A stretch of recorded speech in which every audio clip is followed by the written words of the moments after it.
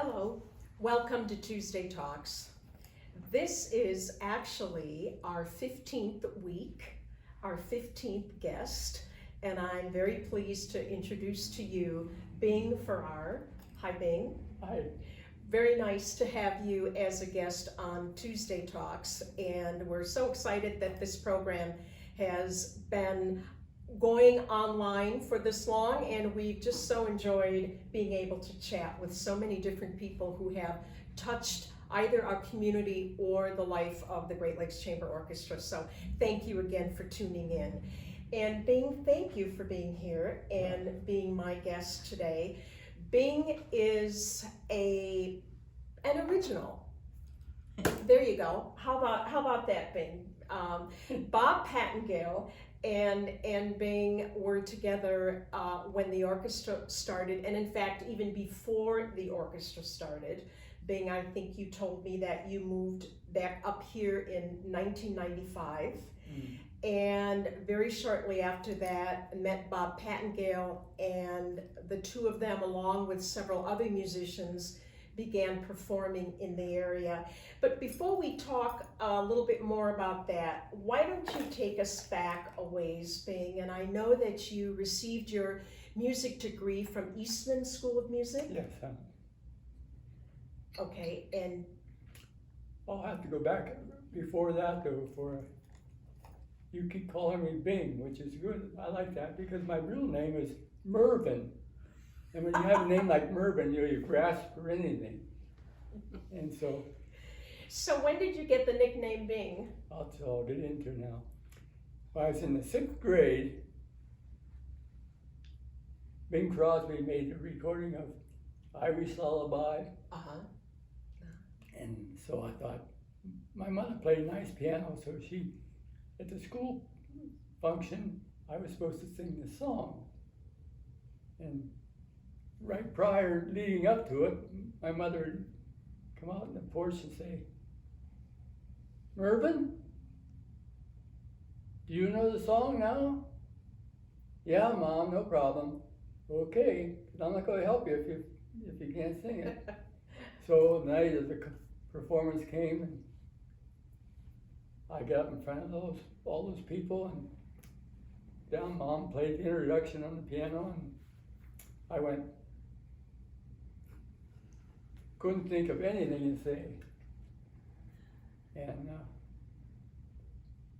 she kept on playing, and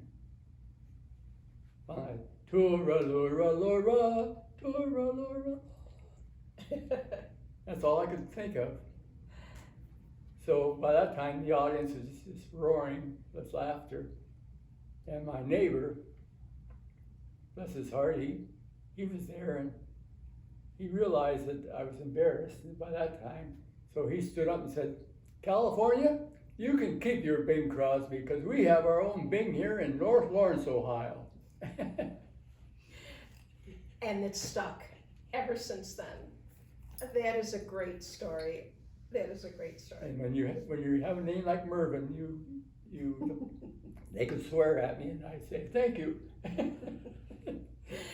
Oh, that's cute. So let me just make a guess here and say that then a career in vocal music, in singing, was not cut out for you. So when did you start playing the string bass? When I was in high school, I took up the string bass, and a country western group called me, the leader, and wanted to know if I could play with them. And I'm not a big fan of country western music. Right. But I was working for like 50 cents an hour at that time on the farms, and they offered me like $5 for an evening of playing. So sure, I'll play.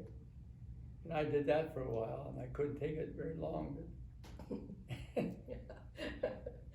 Then it was just a case of my bass teacher. I studied privately from a bass player in the Canton, Ohio Symphony, and he got me really interested in classical music then. because he'd give me orchestral excerpts Sure, to play, sure. and I was starting to listen to albums in order to play those correctly. And from then on, it just grew and grew. And that's how then you applied at Eastman Yes, and you studied string bass right. at Eastman School of Music, graduated with your bachelor's degree, and you were playing all through college and then some. And then I think after that you went into the Army, didn't you? Right. You know, it's strange how one event sort of controls your life. Yeah. And that's what happened when I had my high school group. There were 4 of my friends who were studying at Eastman. And so one weekend I was going to go up and share some beer with them when I graduated from high school. And one of them called me and said, I have an appointment with Mr. Zimmerman, the bass teacher, for you to play for him. So prepare something and bring your bass along and get ready to play. So I did. And he heard me, and at that time they needed some bass players at Eastman, so I wasn't that great of a bass player, but I got a job. No, I bet. I got Yeah. involved in it, yeah. Again, all these things sort of just, One thing leads to another, doesn't it? And of course, the more you play, the better you get, and the more Right. well known you are. And when you were in the Army, you had the horrible job of having to be in Hawaii. oh yes. Gosh, terrible. Awful. Awful. And I think I recall you saying that you, again, were asked to play in the Honolulu Symphony Mhm. as a bass player, of course. And then you also played with the band Right. in the Army. I played sousaphone. My shoulder still Of hurts course. from that thing. And I hated that portion of it. But the thing is, I never learned how to play the ukulele. Well, You know, you spend all that time in Hawaii, you think that being a string player, I'd be able to play ukulele, but I still can't play the ukulele. No, but you can, yeah, and you couldn't march with your string bass, so of course you had to do the euphonium or the tuba. Yeah, exactly.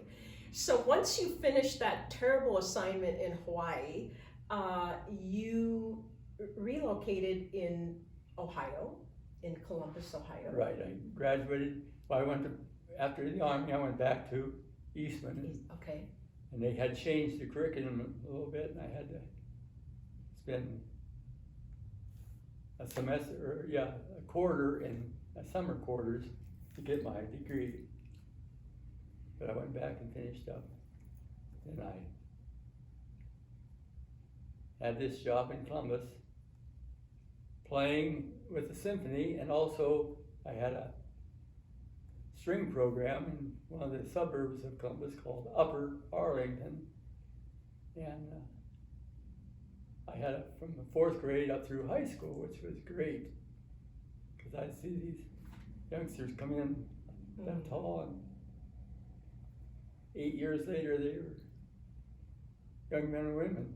How exciting, though, Bing, really. I mean, you could see them all the way through that whole growth and learning period on their string instrument. Right. And I'm sure you had a string ensemble in high school, and you could perform concerts, and that must have been Oh, just it was wonderful. great. It was great, yeah. I enjoyed that as much as I did playing. Mhm. I really did. Yeah. I didn't think I would. I thought, oh, I gotta go in and teach these brats.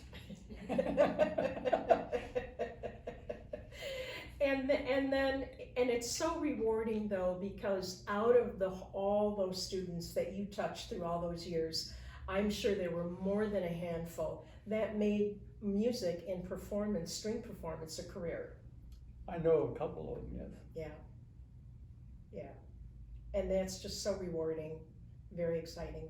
You know, it was strange also. You think a string instrument you wouldn't be well received, but Joey Pasquarello, I think his name was, he was a violinist. And when he walked out on the stage to play, boy, the kids just, Yeah, even the kids, yeah, even those ages. right, at that age, they still appreciated what he was doing. And, Right, yep. right. So after 30-some years of teaching and playing in Ohio, you and your wife decided to locate up here in northern Michigan, in Petoskey to be exact. Yes. And so that brings us kind of to about 1995. And you were up here, and that's where more magic happens as you meet Bob Pattengale. And the two of you, as I said earlier, along with a few other musicians, get into a little bit of trouble and decide to do some performing. And lo and behold, about the early 20s, the early 2000s, 2000, 2001, 2002, the Great Lakes Chamber Orchestra is born. So do you remember anything about some of those early years when you were just beginning and playing with Bob and Peggy Beck, I think, and even Yeah. John Van Patten? Well, it all involved around Bob because he played the harpsichord, and you can't pick up a harpsichord and walk out the door with it. You know, you have to get your neighbors to help you. And so we'd meet at his house, and his wife made wonderful pies. Alice. Yes, Oh, Alice does make wonderful pies. Oh, they were good. So we'd be playing along. I said, Bob, we've got to stop. Alice, do you have that pie ready yet? Break. Break Time to take a break. Break. I can't go any longer. Right, union contract. We have to take a break. Right. A pie break, yeah. Yeah. So we and you began playing as a quartet, an ensemble, and the more you played around town and in churches, the more people said, wow, we want to hear more of this. Right. And then it expanded into a small chamber group, and the Great Lakes Chamber Orchestra was born. And I think you played for quite a while, and I know you've had some health issues in the last 5 or 6 years, and that has taken you away from the orchestra, unfortunately. But I think you did play with us last year. We were talking about that. Yes, And I know I played last December. I do too. I don't know. I remember seeing you, and so it was great to have you back, and I bet it was great to be back. Oh, yeah. Yeah. Once you're a musician, it's hard to get away from it. But, I know there's another ensemble that you have been playing with, the Lake Street Ensemble. yes, that's a great group. The people are just wonderful. The music isn't the greatest. I mean, the performance level isn't the greatest, but who cares? As long as you're enjoying it and you're enjoying the people around you, that's the important thing. Exactly. And it's amazing how well we do play for the mixture of talent there. Yeah, you just can't take that out of you, can you? No. That love for music, it's just a part of the fabric of who you are. And it's nice that at any age you can enjoy not only performing, but I think that you mentioned one of the very first things that you do when you get home is you turn on your classical radio station. Now, Interlochen Public Radio. a plug for Interlochen. Yes. Keep it up, gang. And why do you do that, Bing? What does listening to classical music do for you? Well, depending on what you're listening to, but when I would leave here in the summertime, you know what it's like around Petoskey in the summertime? And I'd drive home and go in the house and ask if my kitten would let me play the radio, because if she won't let me play it, I can't play the radio. Now wait a minute, animals love classical music. She does. And certain music, classical music, she curls up and Yeah, listens to it, I think. She's listening to yeah. it. But other than that, she's the owner of the house. And, which I don't mind. Gives me somebody to kick on once in a while. Right, right. Well, classical music does set a certain tone and brings a certain environment into your home. And for somebody who's played classical music most all of your life, and listening to it is just another way to feed your soul. Right. And of course I'm a broken man. Broken, yes. The music from the Baroque period is my favorite. Bach, Telemann, and Vivaldi. Yeah. Well, Bing, it's just been so wonderful having you join us and giving us a little blast from the past, if you will.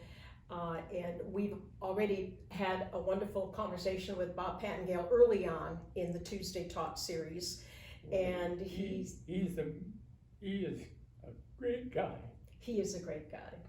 He is a great guy and fantastic musician. Fantastic musician, continues to be so involved with the orchestra, and we're so appreciative of everything that he does and all the knowledge that he brings. And we're so thankful that you could join us today and share with us your experiences through your life and how music has touched you. Right. And I would like to encourage and invite all of you listening to Tuesday Talks today that if classical music and the Great Lakes Chamber Orchestra touches your life, please give to the orchestra. And yes. The support for the orchestra, especially in these times, being... We need it. Yeah. You can't function without some financial support. You have music to worry about and salaries, the musicians. There's a lot of costs into maintaining a group like that. Right. So please help us out. And when you hear about the Baroque ensemble, Bob Pattengale, I think we used to call it the Broken ensemble. But it's worth going to and hearing. Right, and that Great Lakes Chamber Orchestras. Right, that started the Great Lakes Chamber Right. Orchestra, the Baroque ensemble. So, and if we didn't have the Great Lakes Chamber Orchestra in this area, what would we do for live entertainment and music? It'd be awful. So there you have it. Thank you very much for joining us in Tuesday Talks today, and thank you so much for being here and sharing your thoughts with us. Oh, it's a joy to be with you folks. Thank you. Yeah, Thank you. it's a joy.